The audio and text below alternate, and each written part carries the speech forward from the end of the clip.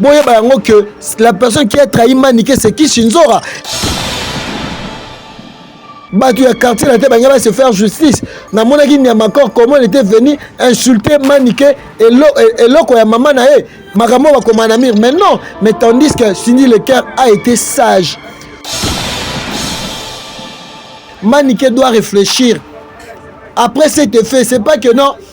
Ozol cause aura buzz na babilo moko boye ko venir parler de biloba loba. Mais non. Voilà le retombé.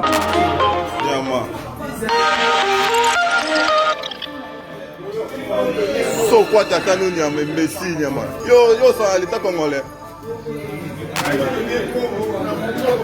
Yo.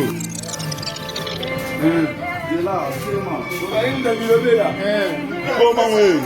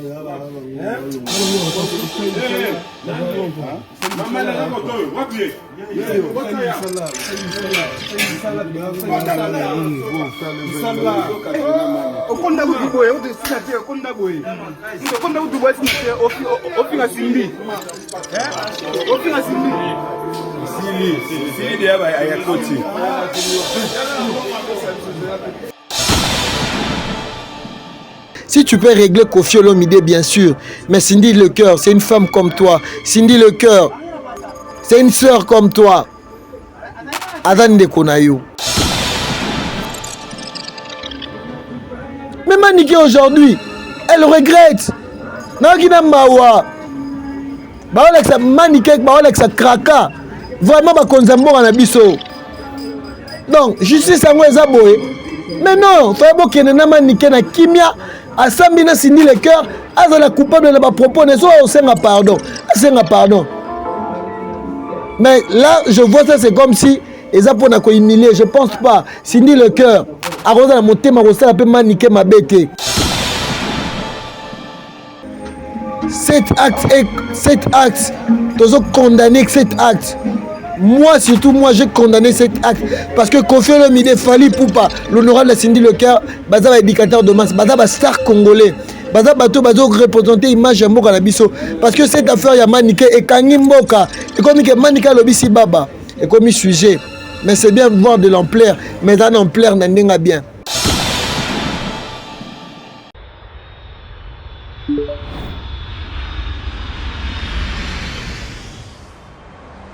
C'est ici que nous vous amenons. Dans le plus beau cadre jamais imaginé. De toute tendance, nos clients sont les plus privilégiés. Pour le touriste, vacancier, professionnel.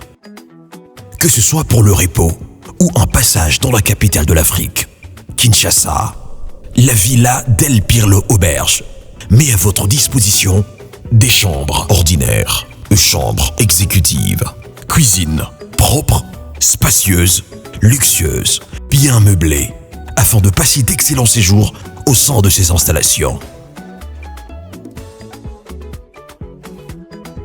Où que vous soyez, dans les 4 coins du monde, faites votre réservation sur tous nos canaux de communication, téléphone, site web ou sur notre page Facebook.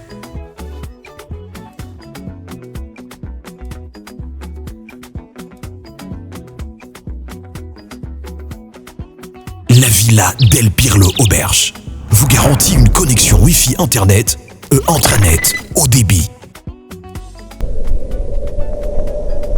Villa del Pirlo Auberge. Dormez luxueusement. Bienvenue sur cléboin.com. Un grand merci à vous, nos fidèles internautes. Un grand merci à celui qu'on appelle Darsh Fashion chez Mochoa. Babi Oza Bezola Talora Peggy citant le parallélo. Vraiment, à date, c'est assez moko, non loin à Hôtel Empreinte. Un grand merci aussi na Charlie Boutique, Charlie Luboulou, Sombi na Palais. Un grand merci aussi à mon sponsor Raoul Itono, Prince des Diamants. Moutema Karine Biasaka, un grand merci à toi.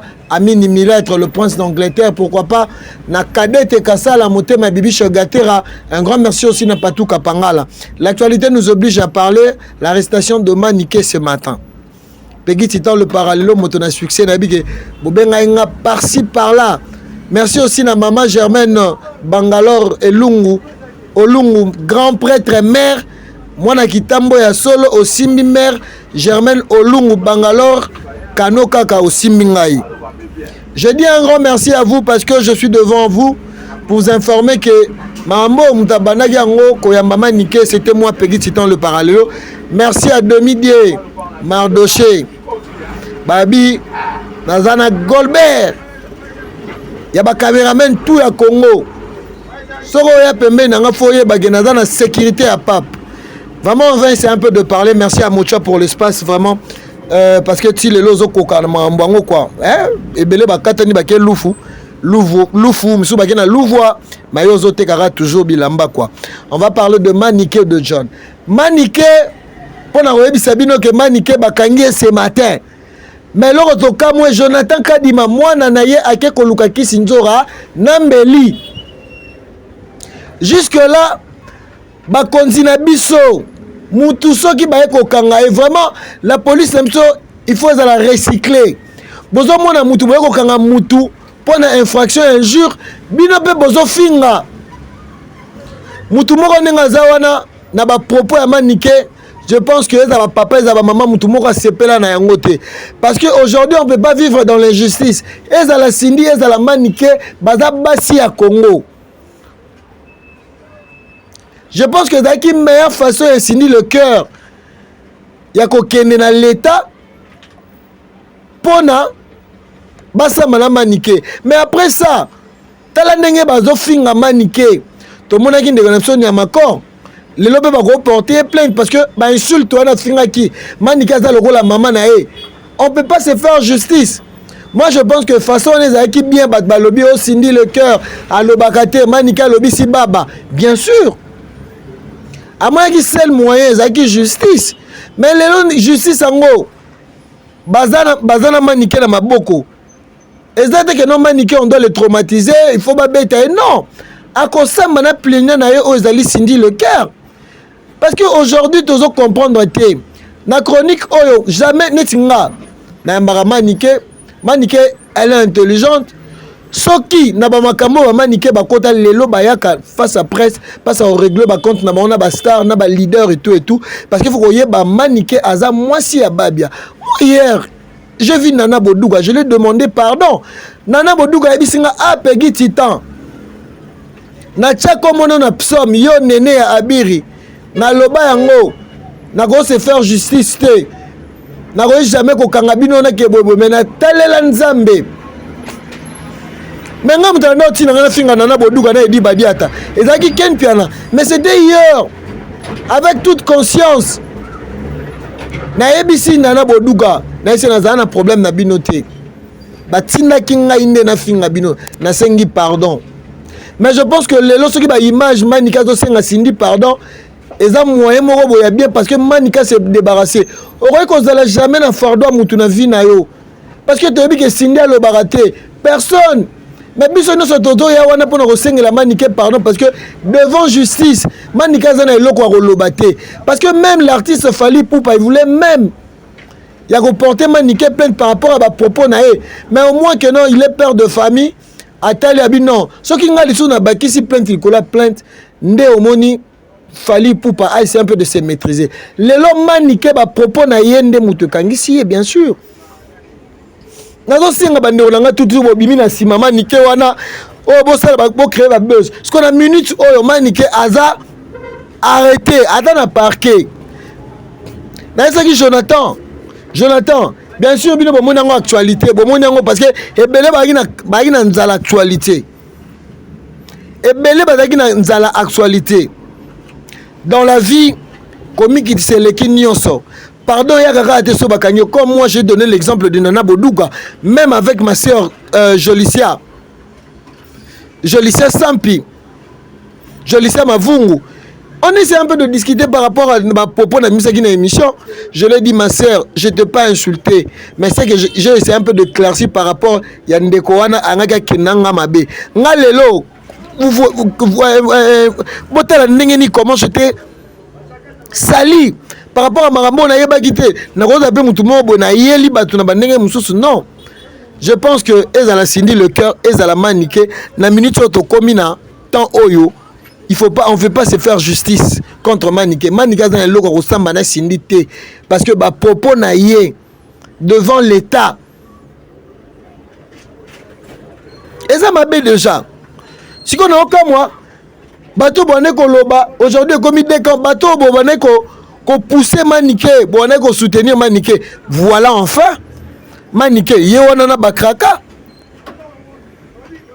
Il n'arrive même pas à se défendre. Tout le monde artiste et musicien na biso n'a pas problème n'a pas fardeau. Oh, j'ai dit aussi à Kisinzora, toi tu coopères bien avec Manik, avec Ken Piana, mais Ken Piana insulte Kofi. Bah tu analyses ton midi pourquoi? Bah critique à Kofi au midi. Tout le monde a mususu lobby a uti ko zala insulté héritier wa Tenebe. Au moins à côté kuna bande ko musu ba gana ba lebo ba insulter Fali. Mais non, c'est quel genre de presse? Aujourd'hui, on est critiqué, on est de Chronifuati. On doit bien. Il y a qu'on dit Mayango. To baby si bisomoro image. Parce que ça aucun artiste a tindara mutu, a engagera mutu, a finga. Tozo mona ba edi badiata, banana boduka que je sali. Basala musala, bazara pena ba fali angot. Est-ce que mona banana boduka yebo pour critiquer Ouera, pour critiquer héritier, pour critiquer faire pona fali. Maniké, c'est une maman pour moi. Je pense que Maniké a zanga qui tend. Parce que Namarambo n'est comme il pas si n'est déjà comme il dans l'état. Maniké fallait ça là et là au moins c'est racheté. Déjà parce que il avait raison. Bon il y que la personne qui a trahi Maniké c'est qui Shinzora. Et ça le roi anga na solana mo conversation privée. A joué à Pandiango. Et ça conversation privée. Et ça que non pour notre sur internet. Bane ko solo ba ebi ndenge ni ba mesana. Bane ko se chamaye na ba voice ba do solo là. Les lobatels à venir ya bana na bango. Vraiment, faut que yeba yango. La bonne conduite commence na ba parents na biso. Ya nga ke na mutu so ba tala ke talaye, azui koko na ye, talaye, azui maman na ye, mais bien sûr ta ba lo tel père tel fils. Mais dans notre cas, moi, mon éducation en prince Babia, c'est plus mieux que Jonathan Kadima. Oh, il est très impoli, il faut profiter. Mais moi, prince Babia m'a appelé. Abisinga Titan. Makambo nyoso mère en sur internet, yango tezongilanga. Nga bakene ba vidéo na ngai, on a ça na manikeza ezala par que. Mais quand même, merci à maître Moukoulou. Merci aussi à Eddie Plus. Merci à Mpichou Mangaya. Balobango, le popo tennis s'engage que son auteur. Moi, j'ai parlé avec Maniké. Maniké, dans la vie, il ne faut pas blaguer. Kofi a de l'argent. Cindy a de l'argent. Affaire privée, on doit venir ici critiquer des artistes et musiciens. La musique, na bango. Et non, dans la vie privée, na bango. Parce que l'artiste, ça doit mériter critique. Bien sûr. Ça doit mériter critique. Il faut qu'on critique artistes et musiciens. Mais la musique, il y a sur le plan artistique. Mais le comique, ma vie privée, oh bah finga qui maman nen, oh bah loba qui boy. Mais non, l'internet a tout permis aujourd'hui. Il y a des gens qui viennent insulter, même de bêtises. Il y a bah ok c'est moussoussou. Voilà comment. Bah tu as quartier la tête, bah va se faire justice. Na mon avis, encore comment il était venu insulter Maniké et l'eau quoi maman nae, maman va comme un ami. Mais non, mais tandis que Cindy Lecoeur a été sage. Moi, je veux que tu sauver ma peau dans cette affaire. Manika da moi ça Congo, Sinda da moi ça Congo. Malgré que Mbebe Zali, tu as dit que Mbebe Zali, mutu moko te ko fanda boalo ba non, je tolère bien. Maniké o sali mais non. On peut pas tolérer cela. Mais on doit réfléchir. Maniké doit avoir des conseillers. Maniké doit réfléchir. Après cet effet, c'est pas que non. Aujourd'hui, cause aura buzz na babiloko moko boye ko venir parler de biloba loba. Mais non. Voilà le retombé. Voilà le retombé. Bato nyoso ba finga bato. Le lobo s'est retrouvé. J'ai parlé avec Maniké de John. Maniké, arrête de régler Cindy Lecoeur. Si tu peux régler Kofi Olomide, bien sûr. Mais Cindy Lecoeur, c'est une femme comme toi. Cindy Lecoeur, c'est une sœur comme toi. Adan de Konayo. L'argent, c'est bien. Mais combien de fois, tu as redémarré Ken maintenant. Enfin, la maintenant. J'ai été avec Ken Piana. On se parle bien. Malgré que notre Kaboy na Moussala, mais on doit être là. On doit être là. On doit être là. La vie. Moi, j'ai été un grand parleur. Je vivais avec de Karine Mokonzi. Na TV. Mais Moutouni Titan Fingati. Si je dis qu'au final c'est trop dur, Moutouni Titan démarrate. Mais aujourd'hui, si tu es intelligent, c'est parce que totali que vieux amounene. Moutoum soit bloqué au boété, mais au début, oh, a pas nzambe été. Ba chroniqueur nyonso wana même ba oh ba ok poto, oh ba finga bat. Ba vina bango ya malamu te. Ils sont comment? Bazou a un problème. Jonathan Kadima, il faut arrêter. Yo so memena ki sinjora Mbeli, tata moi si Aleki na prince Babia. Est-ce qu'on peut régler ça comme ça? Pourquoi Boto Lingobem sa réputation en famille? Il y a Babia. D'abord image à Babia zoko beba, image à famille na bino maniqué. Akola bien bat ba bien abandal.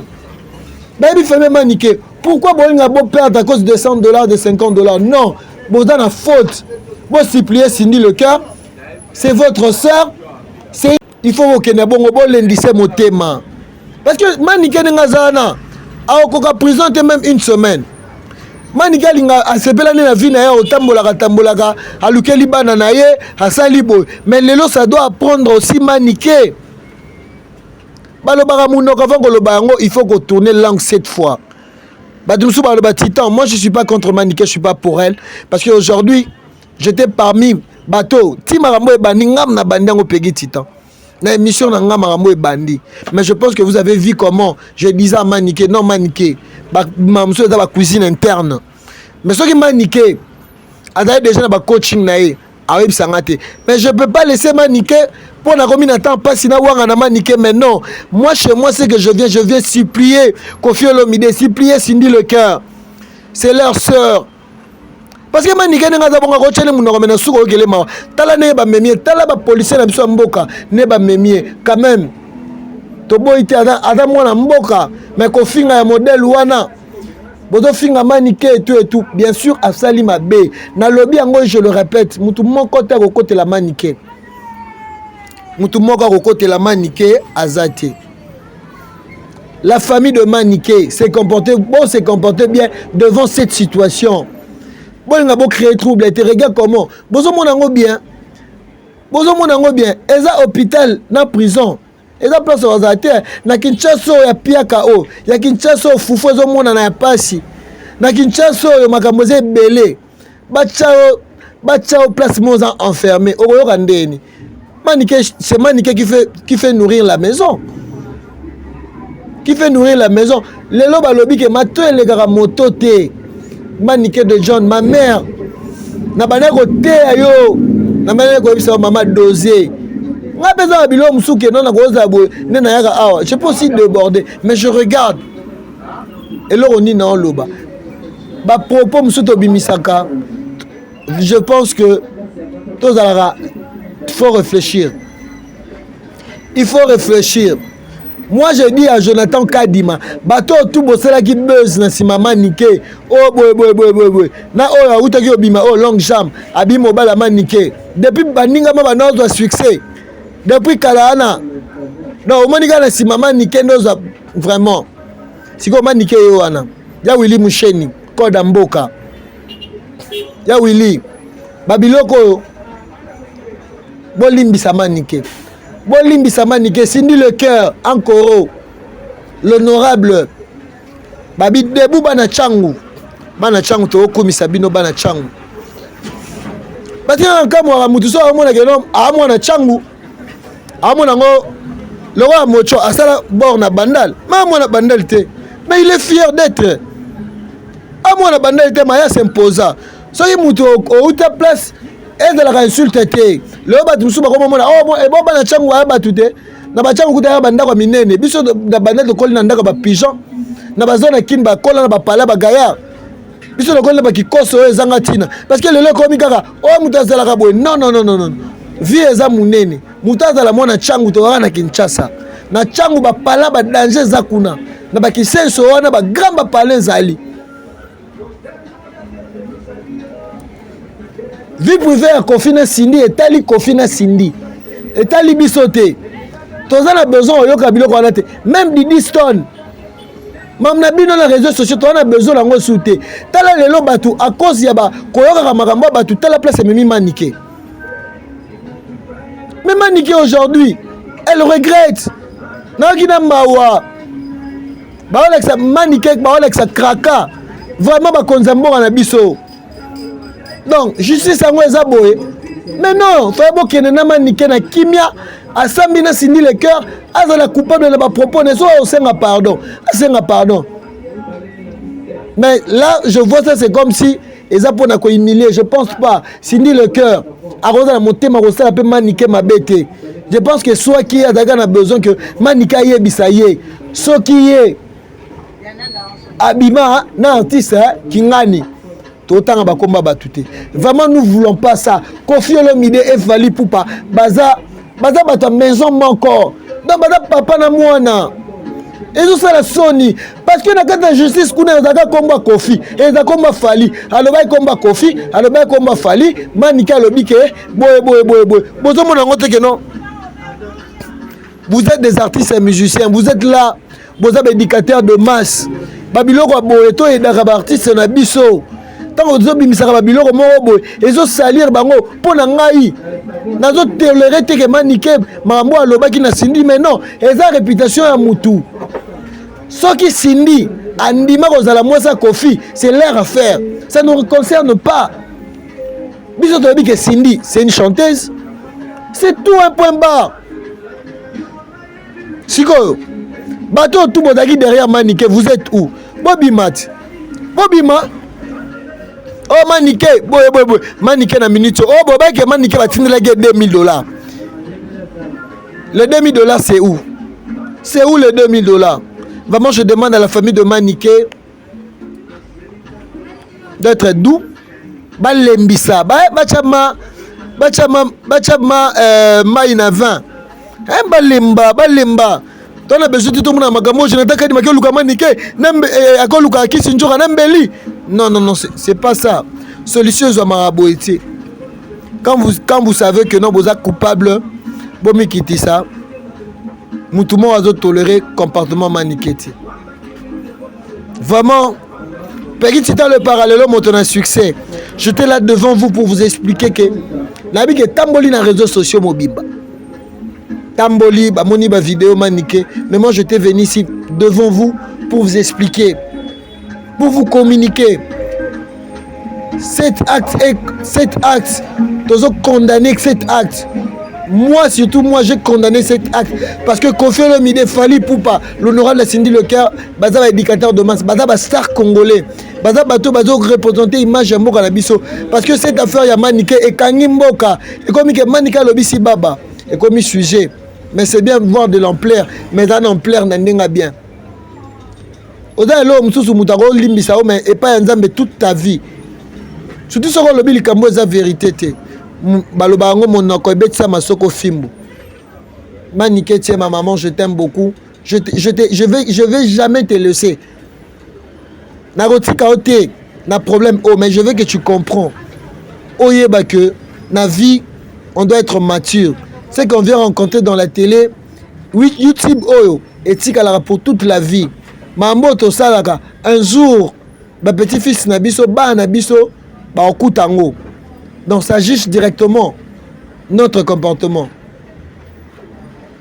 et ça directement ils ont là qui ça et là ba tumsu ba na YouTube abibi na éducation bien ma comme na YouTube habiter alanda non et zindisa yo okozinda kofinga et da ama ba faible ngai j'ai eu le temps des gens m'ont conseillé Peggy Titan faut pas te venir faire justice qu'on se faire justice, c'est ça insulte. Et ça qu'on s'est déchaîné, qu'on bunda, qu'on soit non, non, non, non.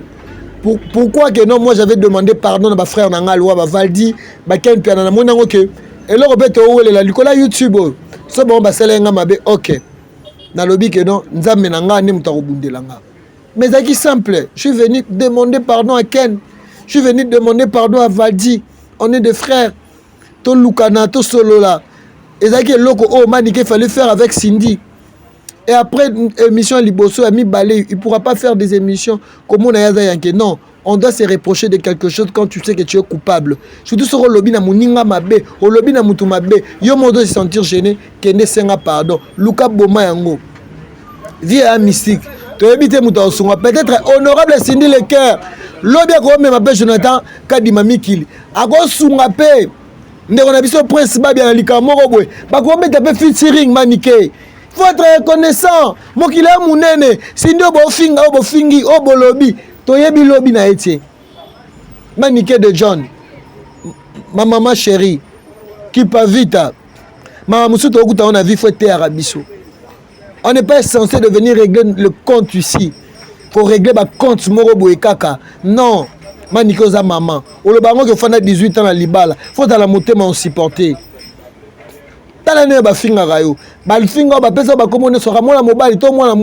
Mais bien sûr, Maniké, il faut un modèle. Maniké, il faut un marque de poser. Les lois, il faut s'imposer sur YouTube. Et ça, insulte. Kolanda bato, ba finga rabatute. Tala lelo ba suka wapi. Tala lelo ba zo émerger nini. Ba la nini de John. Vraiment, nous sommes arrivés à la fin. Ça fait très mal. Ça fait très mal. Cindy le cœur. L'honorable Ankoro, moi je demande pardon, étant que ton frère, étant qu'un chroniqueur, un youtubeur, un vrai youtubeur. Ah, Titan, Ozalagi Wapi, Titan, Manika Zoloba. Poigno Pekisa qui était. Bien sûr, le propos Teni s'engage que son auteur. Je pense que Boebi n'est youtubeur là. Et ça, il est pas si tu as un si tu as un maman. Nagolinga pété que non atika Maniké na place à passer. Parce que Manika a la famille, aller Sarabana, ana bakoko, même voir bakoko. Na ota la douleur passion bazanango so Maniké, azana centre de détention. Vraiment, Cindy le cœur, honorable Koffi Olomide. Je demande pardon. Je demande pardon. Pardonnez Maniké. Je pense qu'à la prochaine, il ne va plus répéter. Il ne va plus répéter. Pardon, pardon, pardon, Koffi Olomide. Pardon, l'honorable Cindy le cœur. Merci à vous, nos fidèles internautes. Je pense que Naomi Nasuka, je suis un peu émotionné parce que Nagogo n'a pas cité. Nagogo n'a pas cité. J'ai tout dit. J'ai tout condamné. J'ai condamné Maniké. J'ai condamné les enfants de Maniké. Et surtout Jonathan Kadima. Il ne fallait pas en attitude au hasard. Un grand merci à toi, Mardoché. Demi-Dieu, caméraman Goldberg, Babi caméraman Goldberg, il faut comprendre. Merci à maman Germaine Olumbu, Bangalore, la maman de maman, Kano Kaka. Merci à Kadete Kassala, Bishkatera, Patuka Pangala, Karine Biasaka, madame. Merci aussi à Couple Badiata, Nana Bodouga et mon vieux Edi Badiata. Merci à l'artiste Mignon Abraham. Merci à l'artiste Nono Fuji. Merci à l'artiste Rio. Merci à Toutou Bolinga Peggy Titan. Merci à Charlie Prince. Merci à Charlie Boutique, Charlie Le Boulot, Somme na Palais. À Istanbul, une année ça s'est fait. Merci à toi parce que je suis très bien habillé grâce à vous. Merci aussi à Mochoa. Babi Abier Atikala Yemoko. Fashion toujours. Mochoa. Merci à toi. Merci à Toutou Bolinga Peggy Titan. Merci à Pichou Manga pour la confiance, Boss Lady. Merci à Jolicia Sampi Mavungu, madame. Jolili Atal en chérie annonce. Bisso les linges, c'est lave en famille. Merci à Toutou Bolanda Bisso partout. Merci à Bandekwa Belgique, Bandekwa Paris, Bandekwa partout. Donc on est là. Au 2023. Il faut tout le cas, tout bongisa ba comportement. Oyo, Zaki Mabe, tout bongisango. On se retrouve à.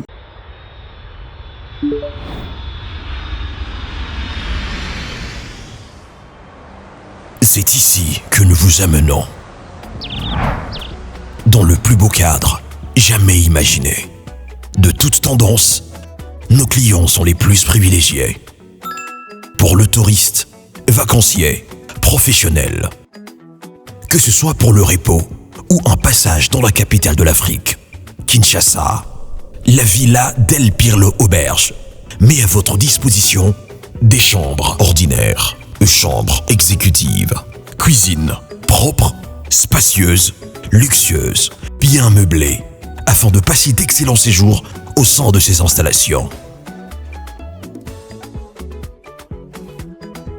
Où que vous soyez, dans les 4 coins du monde, faites votre réservation sur tous nos canaux de communication, téléphone, site web ou sur notre page Facebook.